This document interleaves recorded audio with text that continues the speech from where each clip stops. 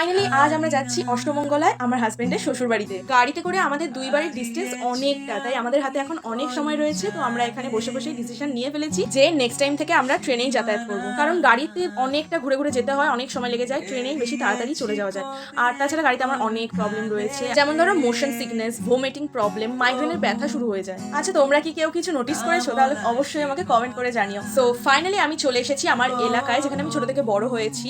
আর আমাদের বাড়িটা একদম স্টেশনের পাশেই, সামনেই বাজার, বাজারের মধ্যে দিয়েই আমরা এসেছি। তাই চেনা অচেনা সব রকম মানুষরাই আমাদেরকে দেখছিল, কারণ আমরা নতুন বর বউয়ের মতো সেজে রয়েছি। অবভিয়াসলি আমরা নতুন বর বউ, কিন্তু সেটা বড় কথা না।